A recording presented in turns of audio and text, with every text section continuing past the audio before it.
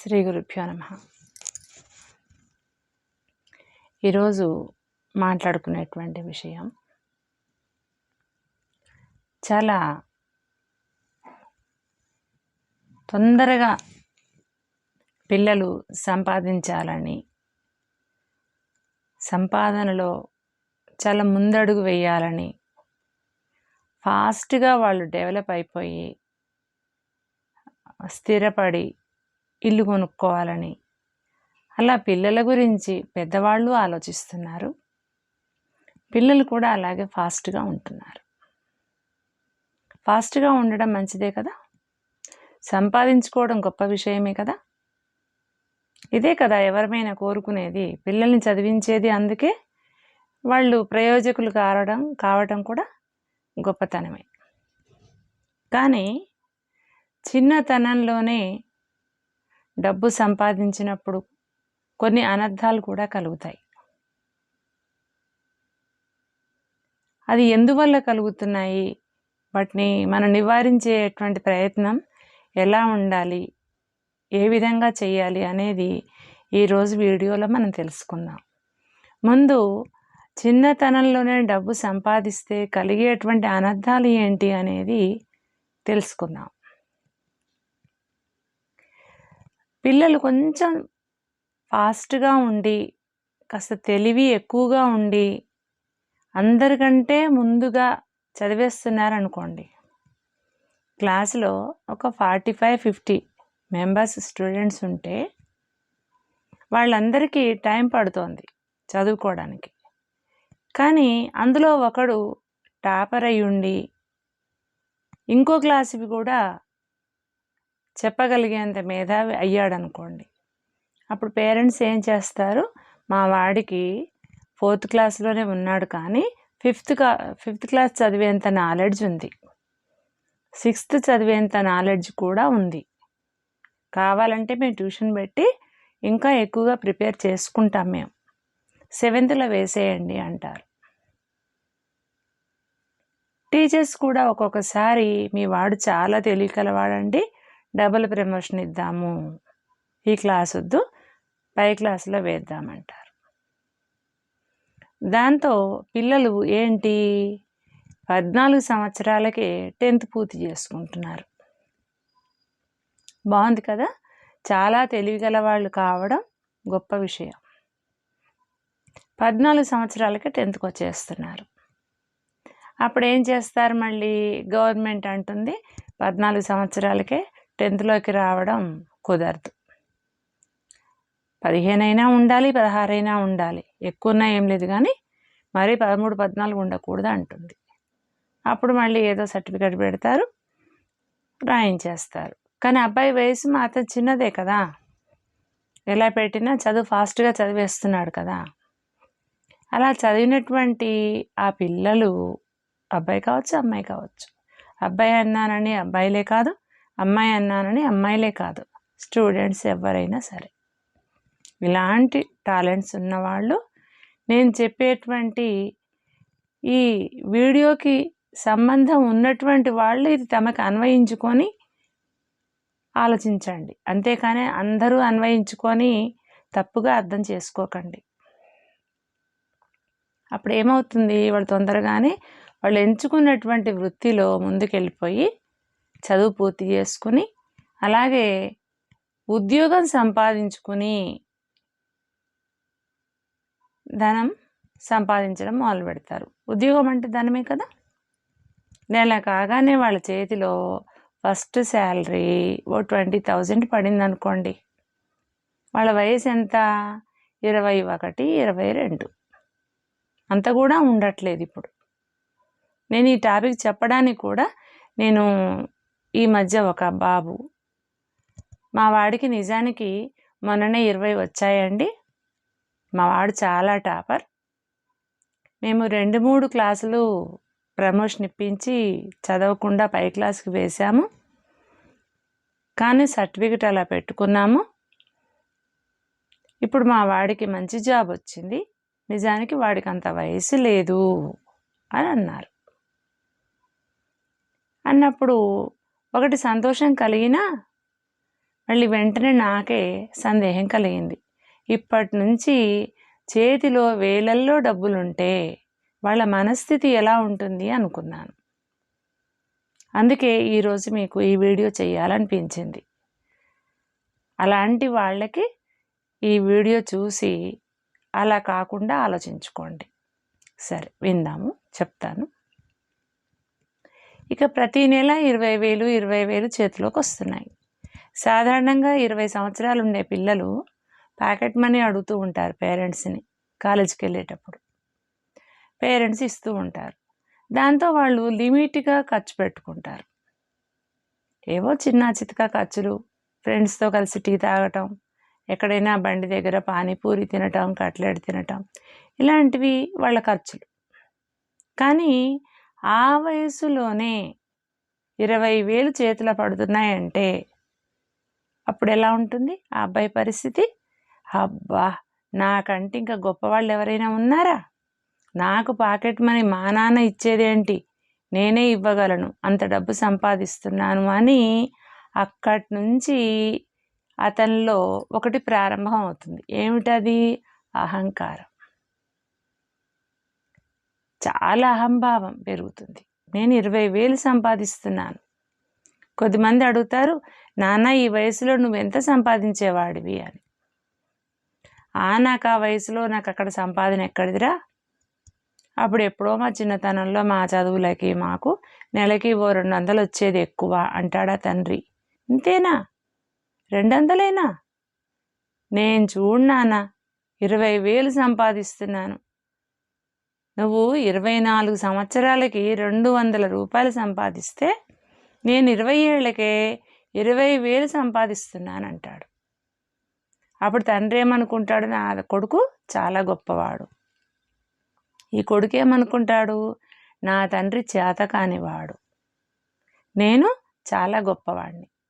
అక్కడి నుంచి మాటల్లో తండ్రిని తీసివేసే లక్షణాలు కనిపిస్తాయి. లెక్క చేయని గుణాలు కనిపిస్తాయి. తండ్రిని లెక్క చేయకపోతే పర్వాలేదు, ఎందుకంటే సమర్థుడు, చదువుకున్నాడు, సంపాదిస్తున్నాడు కనుక దిగులేమీ లేదు. ఎప్పుడైనా తండ్రిని మించిన కొడుకు కావడం గొప్పతనం, గురువును మించిన శిష్యుడు కావడం గొప్పతనం. ఈ అహంకారమే పెరిగి పెరిగి ఎంత అవుతుంది అంటే వటవృక్షం అంత అవుతుంది. వటవృక్షం అంటే మర్రి చెట్టు. వటవృక్షం చాలా విశాలంగా శాఖలు విస్తరించుకుంటుంది, ఊడలు పరుచుకుంటుంది, చాలా భూమిలో సారాన్ని లాగేస్తుంది. అట్లాగే ఇలాంటి పిల్లలు కూడా మరి వీళ్ళకి 20,000తోనే ఆగిపోతుందా శాలరీ? 1 ఇయర్ అవ్వగానే ప్రమోషన్, 30,000, 40,000, 50,000, 60,000, 70,000, అలా చివరికి వాళ్ళు లక్షల్లో సంపాదించే స్థితికి వస్తారు. మా వాడు నెలకి 2 లక్షలు సంపాదిస్తున్నాడండి అంటారు. ఇలాంటి పిల్లలు పెళ్లి చేసుకున్నాక వాళ్ళ భార్యలకు కూడా అహంకారం. మా ఆయన నెలకు 2 లక్షలు సంపాదిస్తున్నాడు తెలుసా? కథం. ఆమెకు అత్తగారు కళ్ళకు కనిపించదు, వీడికి తల్లిదండ్రులు కనిపించరు. చాలా అహంకారం. ఇంట్లో ఇంత అహంకారంతో వీళ్ళు ప్రవర్తిస్తూ ఉంటే తల్లిదండ్రులు భరిస్తారు, కొంచెం మనసు బాధేసినా భరిస్తారు. కానీ ఎవరికో ఒకడికి వీడి మీద మండుతుంది. ఇది నేను జరిగిన సంఘటనే మీకు చెప్తున్నాను. ఎవరికో ఒకడికి వీడి అహంకారం చూసి మండుతుంది. ఎందుకు మండుతుంది అంటే వీడి అహంకారం వల్ల గాయపడ్డ వాడు, వీడికి డబ్బుందనే కదా అహంకారం. వీడింత బాగా ఇంత చిన్న వయసులో చదువుకుని సంపాదిస్తున్నాననే కదా వీడికి ఇంత అహంకారం అని వీడిని ఎలా చెడగొట్టాలా అని చూస్తారు, ఏ విధంగా లాగాలా అని చూస్తారు. పైకి ఎత్తి అభివృద్ధి చేసేవాళ్ళు తక్కువ, కాలు పట్టుకుని కిందికి లాగేవాళ్ళు ఎక్కువ ఉన్నారు ఇప్పటి సమాజంలో. నెమ్మదిగా చెడు సావాసాలు, ఆడపిల్లలతో పరిచయాలు, క్లబ్లకు వెళ్ళటాలు, తాగటాలు, ఇలాంటివన్నీ నేర్చుకుంటారు. ఏదైనా ఇది తప్పు నాన్న అందామా, నువ్వేంటి నా చెప్పేది, నా డబ్బు నా ఇష్టం, నేను నిన్నేమైనా అడుగుతున్నానా? నేను సంపాదించుకుంటున్నాను, నాకు తోచినట్టు ఖర్చు పెట్టుకుంటానంటారు. దాంతో కని పెంచి పెద్ద చేసిన తల్లిదండ్రులు మగవాళ్ళైపోతారు జవాబు చెప్పలేక. నిజమే కదా, సంపాదించుకుంటున్నాడు, ఏమనడానికి లేదు. వాళ్లకు తెలుసు అహంకారం పెరిగితే పతనం ప్రారంభం అవుతుందని. కానీ వాడు వినడే, కళ్ళు తాగిన కోతిలా తయారయ్యాడే. దాంతో తాగి తిరిగి అలా పతన స్థితికి చేరుకుంటాడు. మరి కొద్ది మందికి ఇప్పటి సమాజంలో చదువుకుని ఉద్యోగాలు చేసేవాళ్ళు ఎంతమంది ఉన్నారో, చదువుకోక నిరుద్యోగంతో బాధపడే వాళ్ళు ఎంతమంది ఉన్నారో, భక్తితో భగవంతుని నమ్మేవాళ్ళు ఎంతమంది ఉన్నారో, వీళ్ళ ముగ్గురికి కూడా మించి రెండింతల మంది చెడ్డ మంత్రాలు నేర్చుకుని బ్లాక్ మ్యాజిక్ చేసేవాళ్ళు ఉన్నారు. అలాంటి వాళ్ళని అనుకోకుండా వీళ్లకు తారసపడి వీళ్ళ అహంకారంతో వాళ్ళని బాధ పెడితే సహజంగా వాడు దుర్మార్గుడు, పాముతో సమానం. వాడి కడుపులో చెడ్డ విద్య ఉంది, చెడు మంత్రాల ప్రభావం వాడి దగ్గర ఉంది. అప్పుడు వాడు ఊరుకుంటాడా? తల్లి ఊరుకున్నట్టే కళ్ళనీళ్ళు పెట్టుకుని చాటుకు పోయి కళ్ళు తుడుచుకుంటాడా? తండ్రిలాగే కడుపులో పెట్టుకుని లోపల బాధతో ఉండి బయటికి నవ్వేస్తూ ఉంటాడా? ఉండడు కదా. ఏం చేస్తాడు? వీడు పతనం కావడానికి మంత్ర ప్రయోగం చేస్తాడు. అప్పుడేమవుతుంది? ఎంతో ఉత్సాహంగా సంపాదించుకునే వీడు ఏ వ్యసనాలు లేకపోయినా తెలియని అనారోగ్యాలు కలిగి ఉత్సాహం లేక జీవితం భారంగా గడుస్తుంది.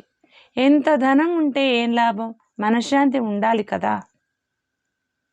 మనశ్శాంతి లేనప్పుడు నెలకు 2 లక్షలు సంపాదిస్తేనేమిటి, 10 లక్షలు సంపాదిస్తే ఏమిటి? ఎప్పటి వరకు ఉంటుంది వీళ్ళ పరిస్థితి ఇట్లా? వీడు చివరికి పతన స్థితికి చేరే వరకు వాడు ఆ విద్యను వదిలిపెట్టాడు ప్రయోగించడాన్ని. వీడికి కూడా అహంకారం ఎప్పుడు తగ్గుతుంది? వీడి దగ్గర డబ్బులు శూన్యమైనప్పుడు, ఎంత డబ్బున్నా మనశ్శాంతి లేనప్పుడు, ఆరోగ్యం లేనప్పుడు, అప్పుడు వీడికి తల్లి తండ్రి గుర్తుకొస్తారు.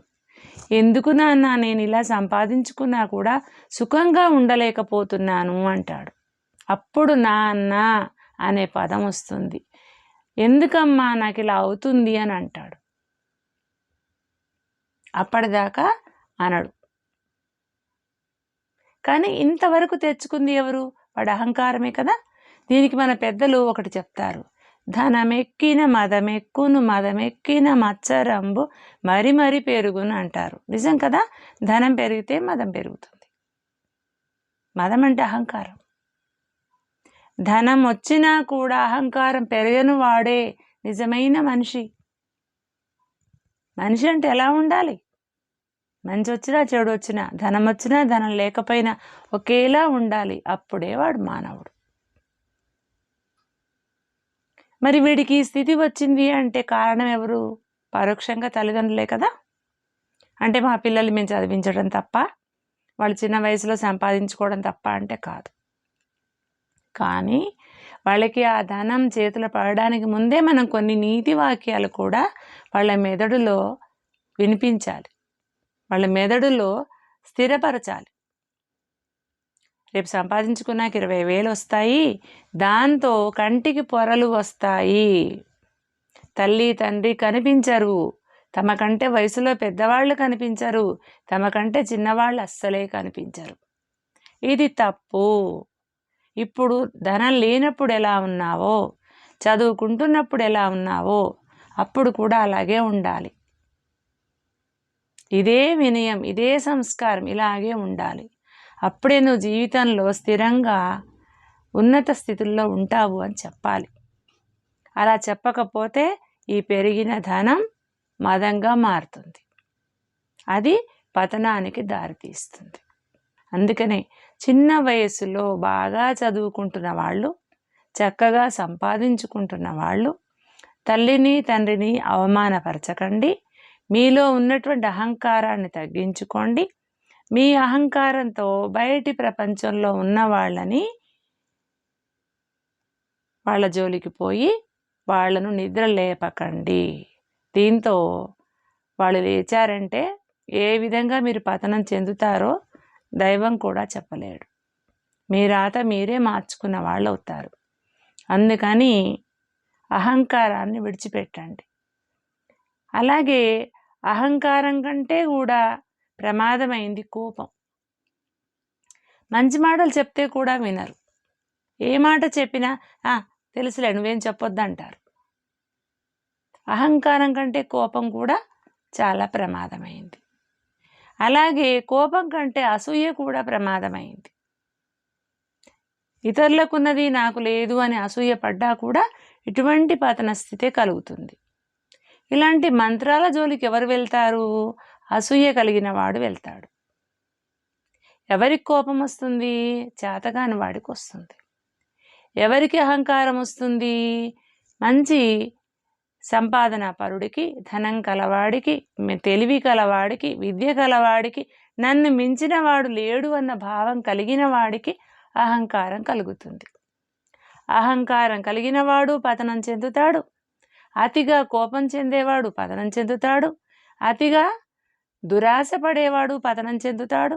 అతిగా అసూయ పడేవాడు పతనం చెందుతారు. ఈ నలుగురు వాళ్లకు వాళ్ళు ప్రమాదం తెచ్చుకోవడం కాదు, తమ తల్లిదండ్రులకు, తోబుట్టిన వాళ్ళకి, బంధువులకి, చివరికి సమాజానికి కూడా చెడు చేస్తారు. వీళ్ళ వల్ల చెడే కానీ మంచి ఎప్పటికీ జరగదు. అందుకని ఈ 4 దుర్గుణాలు దగ్గరికి రాకుండా తగిన జాగ్రత్తలు తీసుకోండి. సంస్కారంగా ఉంటూ అన్నీ సాధించండి. అహంకారం లేకుండా ముందుకెళ్ళండి. అసూయ చెందకుండా కష్టపడండి. గర్వపడకండి. ఎవరికైనా ఒకరికి నా వీడియో వల్ల ఉపయోగపడితే నాకు అదే చాలా ఎక్కువ. నాకు మీరు లైక్స్ ఇవ్వకపోయినా హ్యాపీ. మీరు నా ఛానల్ని సబ్స్క్రైబ్ చేసుకోకపోయినా కూడా నేను బాధపడను. కానీ మీరు పొరపాటుగా నా వీడియో చూసినా కూడా మార్పు చేసుకుని నేను చెప్పే 4 మంచి మాటలు మీకు మేలు కలిగితే నాకు ఎంతో హ్యాపీగా ఉంటుంది. ఎంతో కొంత సమయం నా కోసం మీరు వెచ్చించి ఈ వీడియో చూసినందుకు థ్యాంక్స్.